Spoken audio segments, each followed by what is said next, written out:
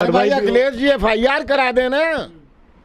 अखिलेश जी सबसे बड़े प्रवक्ता बन के, क्योंकि उन्होंने ही अभी देखिए वलीउल्लाह जो बनारस कचहरी में विस्फोट का जिम्मेदार था उसे सजा घोषित हो गई, ये दोषी पाया गया, उसका मुकदमा अखिलेश जी उठा रहे थे।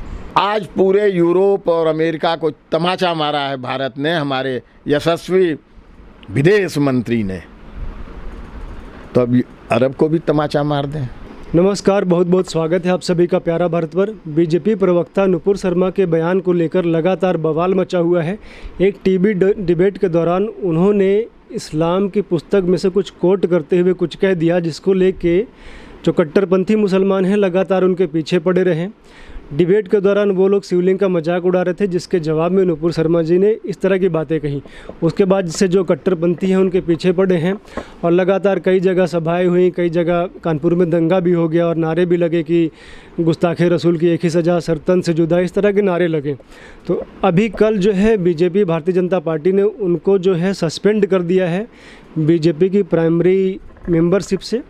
इसी पर बात करने के लिए हमारे साथ डॉक्टर राजेश पांडे जी हैं, जो कि राजेश मिश्रा जी हैं, जो कि अधिवक्ता भी हैं और राजनीतिक विश्लेषक हैं, समाज सेवक भी हैं। सर, बहुत बहुत स्वागत है आपका हमारे चैनल पे। सर, क्या कहेंगे जो इस तरह से नुपुर शर्मा को हटाया गया है, क्या कहेंगे इसमें सर? देखिए, नुपुर शर्मा को बर्खास्त किया गया है या सस्पेंड किया गया है, यह भाजपा पार्टी का अपना विवेक है। उनको उनकी कुछ बातें जिन पर आपत्तियां हो रही थी, उनके परिप्रेक्ष्य में उन्होंने एक निर्णय लिया है। लेकिन अगर सामान्य रूप से इस बात की चर्चा की जाए कि नुपुर शर्मा ने कहा क्या, और मैं बड़ा दंग हूँ जो उन पर आरोप लगा रहे हैं या जो उनको डिफेंड कर रहे हैं, जो उनकी रक्षा कर रहे हैं, वो भी नहीं बता रहे हैं कि नुपुर शर्मा ने कहा क्या था, जिसके कारण इतनी चर्चाएं बढ़ गई हैं।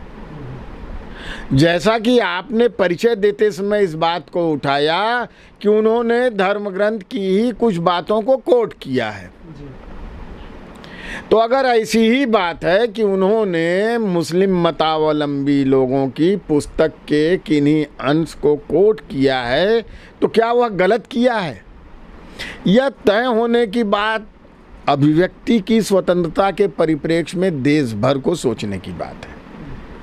अभिव्यक्ति का अधिकार संवैधानिक अधिकार है, मूलभूत अधिकार है, लेकिन अभिव्यक्ति पर एक रोक भी है, उससे समाज में अशांति नहीं होनी चाहिए, दूसरे के अधिकारों का हनन नहीं होना चाहिए, दूसरे का अपमान नहीं होना चाहिए।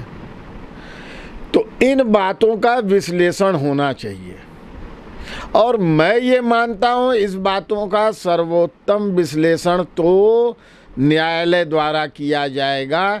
इसलिए अगर नुपुर शर्मा ने कुछ कहा है जिस पे नाराज़गी है कुछ लोगों का विरोध है, कुछ लोग उस पर आपत्ति कर रहे हैं, तो अशांति उत्पन्न करने का उन्हें अधिकार नहीं होता है। वैधानिक प्रक्रिया को अपनाना चाहिए, उनके विरुद्ध FIR किया जाए, उनके विरुद्ध मानहानि का मुकदमा किया जाए, उन्हें दंड दिलाने की मांग की जाए, लेकिन पत्थरबाजी करने का तो अधिकार नहीं हो जाता है ना।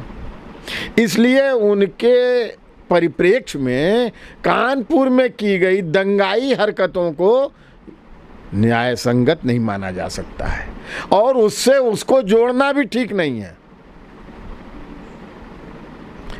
बात नुपुर शर्मा ने जो कहा है उसके विरुद्ध मुकदमा करिए, आप जो न्यायिक प्रक्रिया उसका पालन करिए, कठोर से कठोर दंड दिया जाए।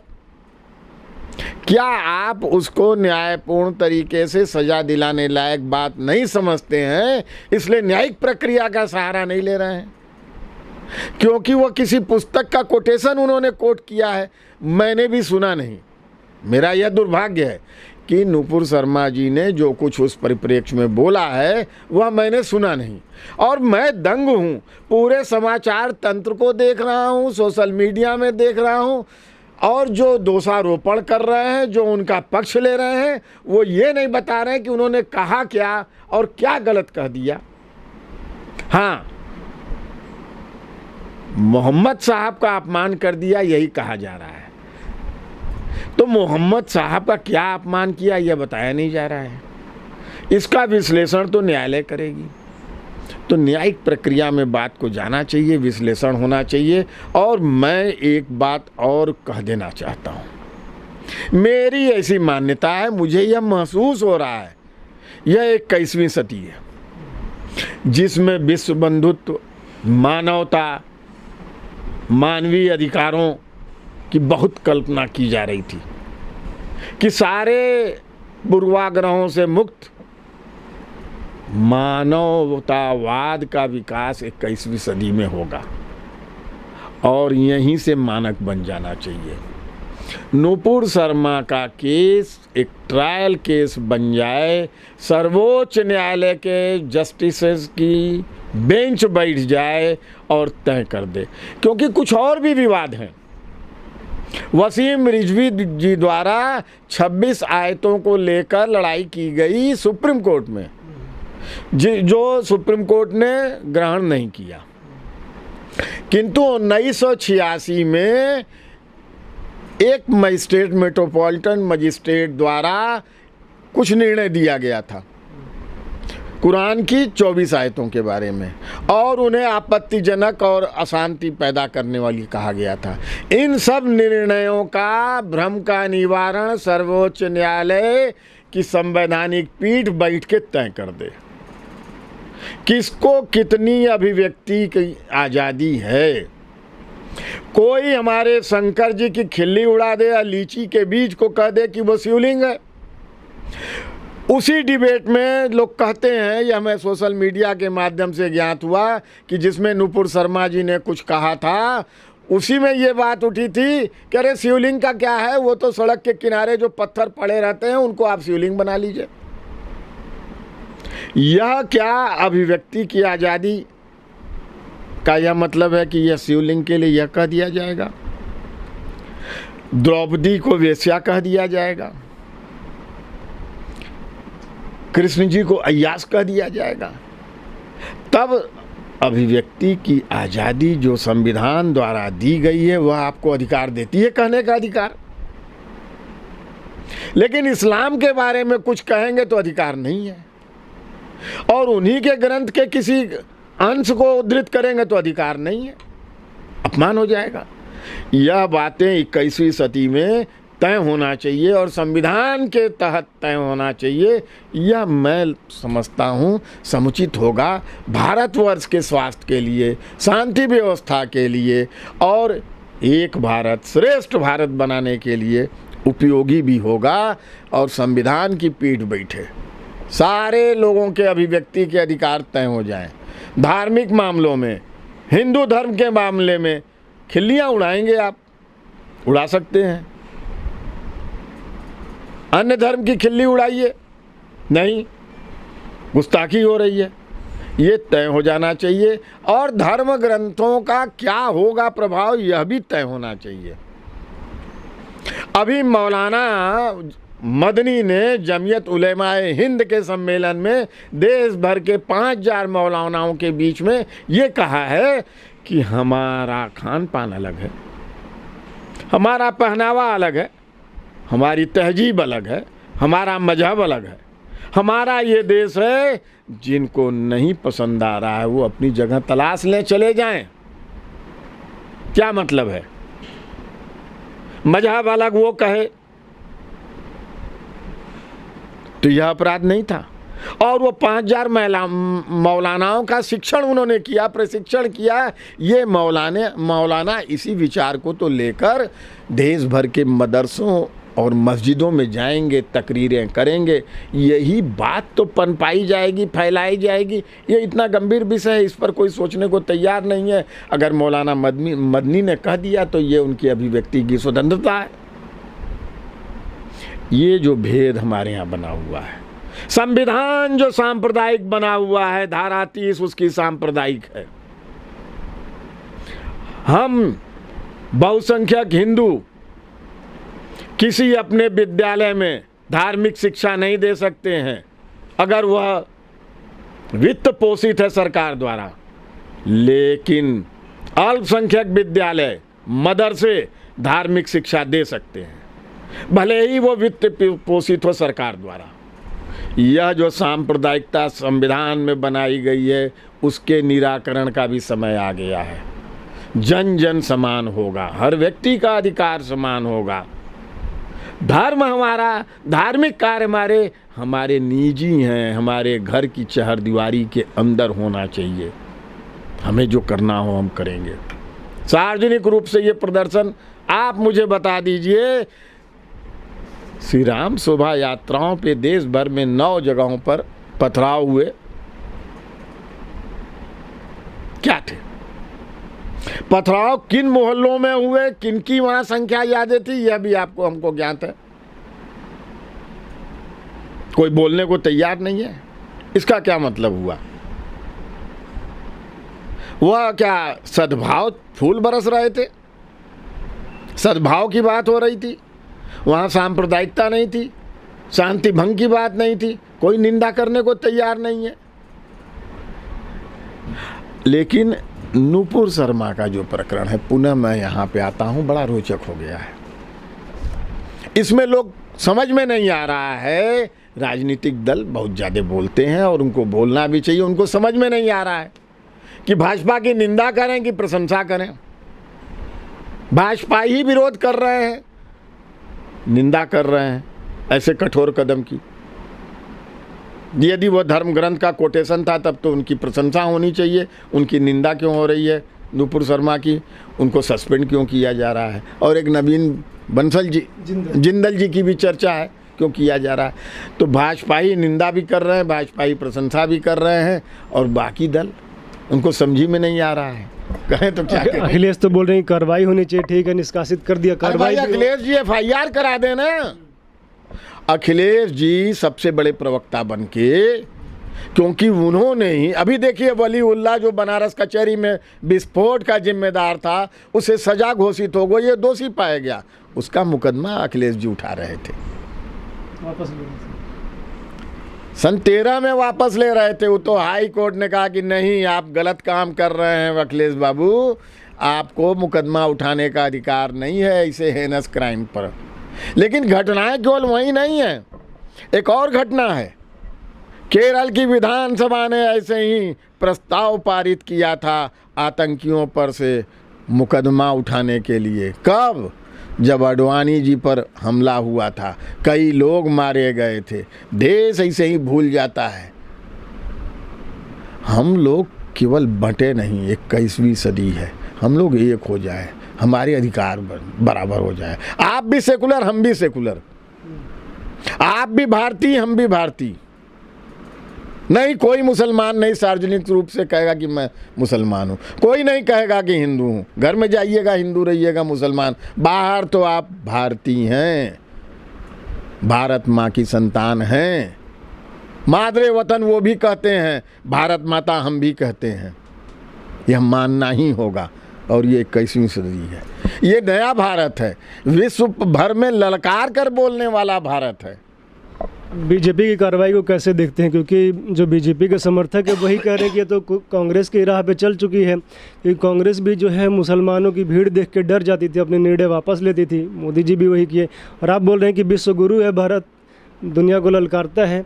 लेकिन यह भी सुनने में आ रहा है कि अरब देशों में विरोध हुआ तो वापस हो कि मतलब सस्पेंड कर दिया नुपुर शर्मा को। देखिए, बीजेपी की कार्रवाई और भारत सरकार दोनों दो एंटिटी हैं, दो अलग अलग अस्तित्व है। वो भाजपा की प्रवक्ता थी, भाजपा राजनीतिक दल है, उसने कार्रवाई किया है। भारत सरकार पूरे देश की प्रतिनिधि है, उसके अपने दायित्व हैं, अपने कर्तव्य हैं, अपने तरीके हैं। भाजपा का संविधान भारत सरकार का संविधान नहीं है, भाजपा का विधान भारत सरकार का विधान नहीं है। भाजपा अपने ढंग से कार्रवाई कर रही है, अपने पदाधिकारी पे कार्रवाई कर रही है, उसमें टीका टिप्पणी हो सकती है, उससे भारत सरकार से क्या मतलब है? भारत। और एक बात और जान लीजिए, सामूहिक विषयों में समूह यहाँ विश्व भर से आशय हो गया।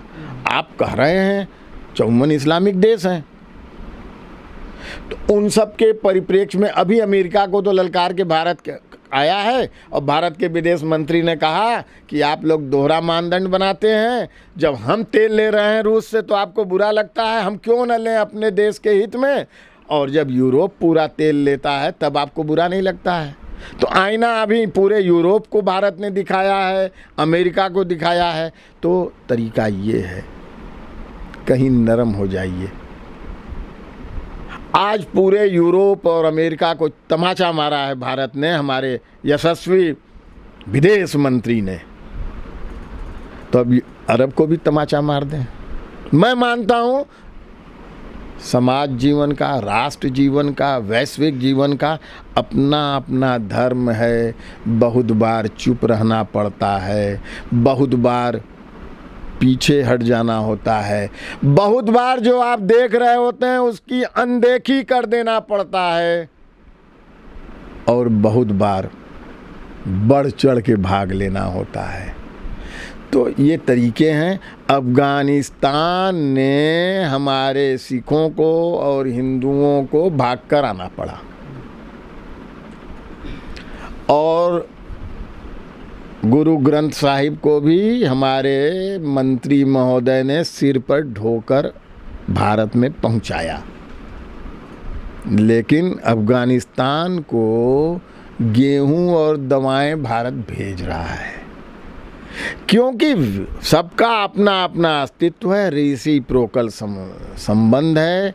हम बार बार कहते हैं तालिबान का तरीका ठीक नहीं है, वह मानवता के लिए अभिशाप है, लेकिन फिर गेहूं बेचकर, दवा बेचकर आप कहेंगे कि तालिबान को पोषण दे रहे हैं। नहीं, हम मानवता का वहाँ पे काम कर रहे हैं।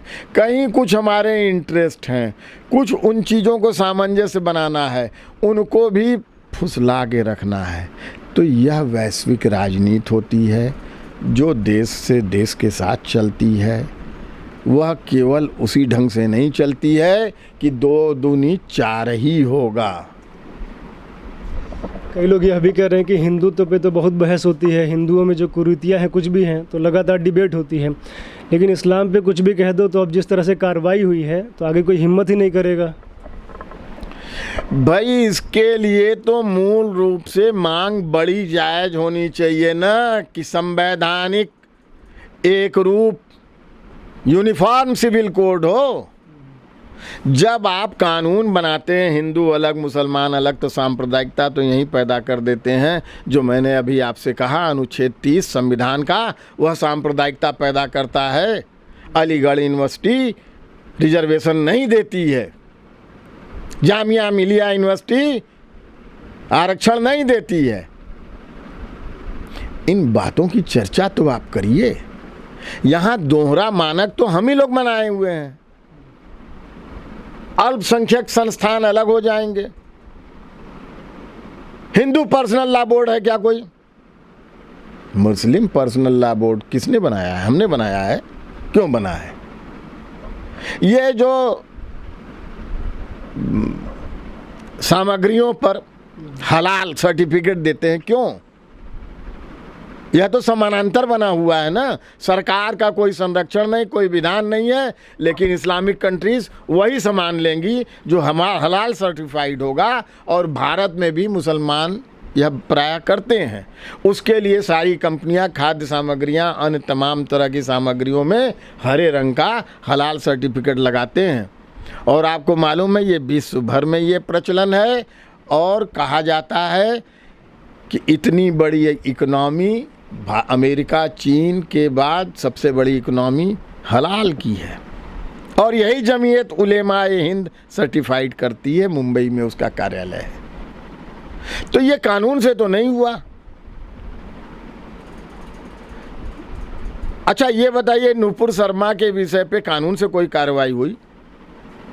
किसी मुसलमान ने एफआईआर करवाया? कितने एफआईआर हुए? शोर इतना हुआ।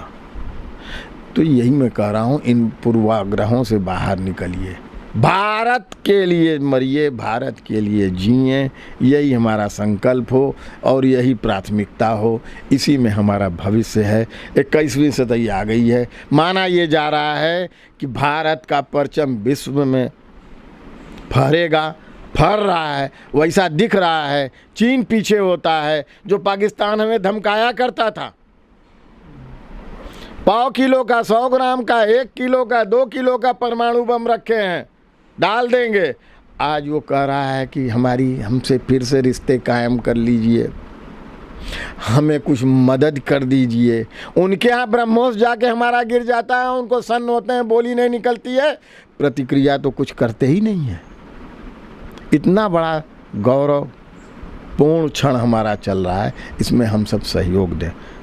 नॉस्ट्रेडेमस की भविष्यवाणी इंतजार कर रही है कि भारत विश्व का सिरमौर हर दृष्टि से बनेगा, बन रहा है। इसमें हमें हिंदू मुसलमान के भेद को मिटाकर भारतीयता सर्वोपरि बनाना होगा और इसके लिए संविधान के परिवर्तन से काम होगा। मैं विधि वेत्ता होने के नाते, विधि व्यवसायी होने के नाते यह कह रहा हूँ, जो डायरेक्टिव प्रिंसिपल हैं, नीति निर्देशक तत्व हैं, वहाँ पे समान कानून की बात की गई है, उसका आज तक पालन क्यों नहीं हुआ? कितना समय लगता है? 370 टेम्पोररी प्रोविज़न था, हटा दिया गया, बड़ी अच्छी बात है, लेकिन 70 साल लगा। 70 साल में तो 2 पीढ़ियाँ निकल जाती हैं। तो आज की पीढ़ी को ये सोचना है, संविधान के अनुसार किसी को सार्वजनिक रूप से भेदभाव की बात करने का अधिकार नहीं होना चाहिए। अच्छा, अंतिम प्रश्न ये बताइए कि जो बीजेपी ने किया है, इसको आप कैसे देखते हैं? कई लोग बोल रहे हैं कि मास्टर स्ट्रोक है, जो आप बोल रहे हैं कि भाई सब कुछ देख के चलना पड़ता है, और कई लोग कह रहे हैं घुटने टेक दिए हैं। देखिए, बीजेपी ने जो कुछ किया है उसको मैं मास्टर स्ट्रोक भी नहीं समझता हूँ, घुटने टेकने जैसा भी नहीं समझता हूँ। इसलिए नहीं समझता हूँ कि नुपुर शर्मा के बारे में बहुत ज़्यादा चर्चाएं हो रही हैं। तो क्या नुपुर शर्मा ने जो कुछ कहा है उसके साथ भाजपा खड़ी है?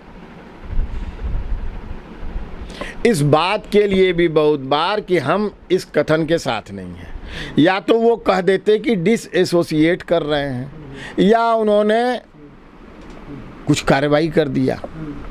लेकिन ये जरूर है कि नुपुर शर्मा ने क्या अपमानकारी कहा है, क्या असंवैधानिक कहा है, क्या झूठ बोला है, क्या गलत कहा है, इसको तो जानने की ज़रूरत है, देश को जानना चाहिए। और आरोप लगाने वाले भी नहीं बता रहे हैं, यह जरूरी है। उन्होंने यही बोला कि इस्लाम में तो जो धरती है उसको फ्लैट मानते हैं, उसको चपटी मानते हैं। अगर यह मोहम्मद के बारे में बोला ऐसा कि 6 साल में निकाह किया था, 9 साल में सेक्स किया था, यही बात कही थी, जो तौकीर वो जाकिर नाइक भी कहता है। हाँ, जाकिर नाइक का वीडियो है इस संदर्भ में, हूबहू यही बात कहता है। तो अब ये क्या गलत है, समझ में नहीं आया, क्यों बुरा माना जा रहा है? इसीलिए मैं कह रहा हूँ ना कि विशद, गंभीर, प्रभावशाली, न्यायिक विश्लेषण, विचारण और निर्णय होना चाहिए। क्या हुआ? क्या किसी धर्म ग्रंथ के किसी अंश को सार्वजनिक रूप से हम गैर मतावलंबी हैं उद्धृत नहीं कर सकते, इसलिए बुरा माना जा रहा है? या हमारे उद्धरण देने में कोई गलती हो गई हो, जो धर्म ग्रंथ में नहीं लिखा हो उसके खिलाफ हमने बोल दिया हो, यह गलत ये बातें न्यायिक विवेचना से तय होनी चाहिए। इसमें भाजपा और भारत सरकार का विषय नहीं बनना चाहिए। हाँ, अभिव्यक्ति की आज़ादी पर इससे बहुत से लोग, वो भाजपाई भी हैं, जो नाराज़गी महसूस कर रहे हैं कि अभिव्यक्ति की आज़ादी पर कुठाराघात किया है भाजपा ने। तो यह बात भी तो तभी तय होगी ना कि क्या कहा गया, सही कहा गया, गलत कहा गया, कितना नुपुर शर्मा द्वारा गलत कहा गया, कितना सही कहा गया, इस बात का विश्लेषण होगा तभी तय होगा। लेकिन अभी आपने तो बताया, लेकिन कोई उस क्लिप को बता नहीं रहा है, इसलिए समझ में नहीं आ रहा है, इसलिए बहुत स्पष्ट रूप से उस पर कुछ नहीं कहा जा सकता।